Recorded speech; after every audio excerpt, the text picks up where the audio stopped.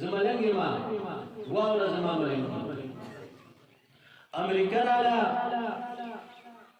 او وی تلامړه راغلی په غرور وا لاړه په شرمېدو یو سړی دی مسلمان یو زوی وو هغه شهید شو او ما بنو بیا کړی وخت به یې کې نظر یې کوم یو زوی شهید شو دوی مې پسې ولېږو هغه شهید شو درې مې پسې ولېږو هغه شهید شو د څلورمې اوس افغانانو دا څوک شهید دي څوک نه دي شهید نو ته دا نه کوي څه یو زوی دې په طرف علم کې اشتلو الله دې قبول کړو او د قبولیت علماء ویدا دا چې په یو عمل پسې ورسته بل عمل د الله توفیق درکړي او په مخکې باندې یقین وکړي چې الله قبول یو زوی دې په طرف علم کې اشتلو بل پسې وباسا بل پسې وباسا کيو دې نه په خپل تبلیغ کې ځان وقف کا الله باندې ځان خاص کړه خدای بندا خو نمبر 1 تبلیغ ځان نه وکا نمبر 2 نه کړه الله يتلون كتاب الله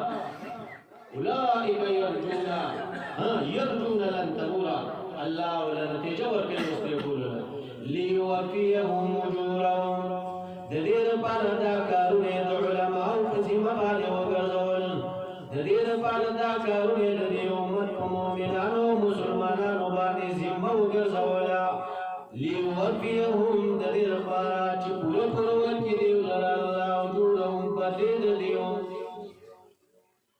ستاد زوی د وجنه چې الله تعالی کوم مقام درکاو د مولوی صاحب د زوی د براغت د وجنه چې الله تعالی کوم مقام ورکړي نو هغه مقام دار ليوفيهم اجورهم تا د زوی په ژوند باندې هغه مرتبه نشو مندره تا د زوی په براغت کې هغه مرتبه نشو مندره او تا د ادراک نشو کولای هغه د نبوت د لپاره چې درجه ليوفيهم أجورهم ويزيدهم من فضله زيد ورجدي الله تغفل فزلنا الله استاد عمل بدله بماذا ناخذ الكومة كرة ويزيدهم تم يبدأ لذلك أو بديك وخم تروا ويزيدهم من فضله زيد ورجدي الله دي الله فزل خبلنا دين مثل بعد سوري يونس كمويا للذين احسنوا الحسنى وزياده للذين الله فرمائے پادا کسانو احسنوا چنیکی کړه عقیده د توحید دا عمل د پیغمبر دے الحسنى دیولرا خوشالی الحسنى دیولرا جنت دے الحسنى دیولرا بیغمیدا وزيادتهم او دغه بغمین غیر نور زیتی شي د چې الله به ورکی مفسرین حدیث راوړي وزياده الرؤيه اغه الله بدل خپل دیدار در نصیب کی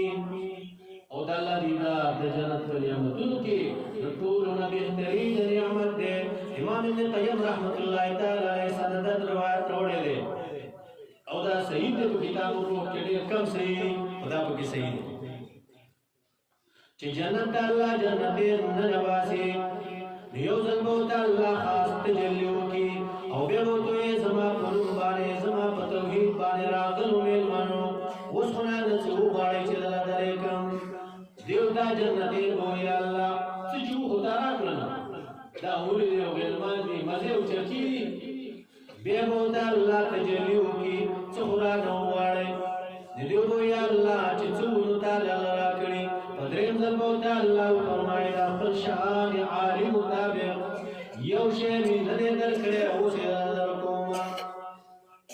جنتین بټول برمتوجی شي برموري الله بدا خپل شان مطابق خپل ځان هر جنتی تخکار کی دا د مزینه وا اگې مزایې مکه ګورا چې څو وخت تیر شي دا الله بوته وي اے زما میلمنو زما په دیدار او په ملاقات باندې ماړ شوي بس دیو یا الله لږ انتظار لراکا لږ صبر وکړه الله ډیر مزه کړی دا ته چې د کراچۍ نه راغلی هر څوک غاړې درکوي چې مور یې درکړي نیولې هغه نور خلک راشي په کور یې ابۍ ته یې پرېږده اوس کړه وایي ولې که دا زړه مې لږ ټاکو ورکړم الله اکبر نو دا جنت یې په الله ته وایي الله لږ انتظار او مهلت لاله راکړه الله به ورته د خپل شان عالي مطابق وایي ای زما بندګانو 70 ساله وشو چې تاسو زما دیدار ته ولاړ وئ 70 ساله دا ستا د دنیا ټوله زندګي وه للذین احسنوا الحسنى وزیاده دا خبرې واورېدې دا څه مې چې وویل که زما د خولې نه غلط شي الله دې ما معاف کړي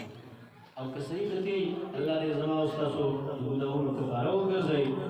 دا اسې میدان مې ګرم کړو نو خو ما تاسو ته مخکې ویل شیخ صاحب به راځي انشاءالله هغه تفصیلي بیان کړي او زه د ضیاءالحق مولوي صاحب د اعجاز الحق مولوي صاحب